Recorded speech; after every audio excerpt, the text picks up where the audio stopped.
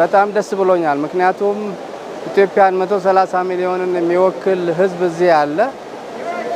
ከታች ጀምሮ ያብላላው በአንድ ቀን እዚህ 4000ም ተሰብስበው በአንድ ወር የጨረሰው አይነት አይደለም። ቀደም ብሎ ያብላላው የመጣ ስለሆነ እየተስማሙ የቀረችውን ደግሞ እያጣሩ የሚሄዱበት ደረጃ ደርሰናልና በጣም ደስ ብሎኛል።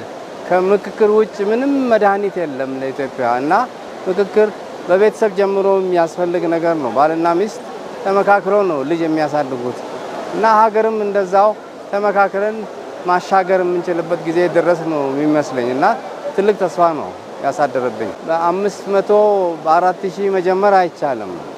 ያብላሉ መምጣት ነው። እነዚህ ሰዎች ቀደም ብለውም በየወረዳቸው ያብላሉ ያመጡት ስለሆነ እንግዳ አይደለም ለሐሳቡ እና እሱኑ ያብላሉ የሄዱበት ሂደት ስለሆነ በ10 መጀመራቸው የግድ የውስጥ ፊት ተረሱትንም እንደገና እንዲጨምሩ ምክንያት ሆኗቸዋል። ወደ 50 ደግሞ የበለጠ እያጠናከሩት 250 500 4000 መጨረሻውን ማሰሪያ ያድርጉለታል ማለት ነው።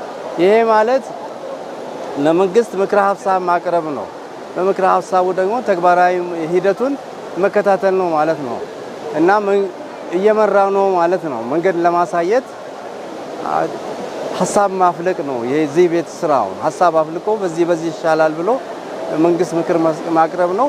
ያ ምክር ደግሞ ስራ ላይ መዋሉን መከታተል ነው ማለት ነው ትልቁ ስራው። እንደ ፓርላማ ውሳኔ የሚወስንበት ቤት አይደለም። ለፓርላማ ግብዓት የሚሆን ሐሳብ የሚቀርብበት ነው እና እዚህ ቤት የሚወሰን ነገር የለም። ሁሉም ያለውን አስተሳሰብ ማቅረብ ይችላል፣ ማስመዝገብ ይችላል። እሱ ወደ ላይ ያልፋል ማለት ነው። በዓለም ደረጃ ብዙ ምክክር ሂደቶች ሄደዋል።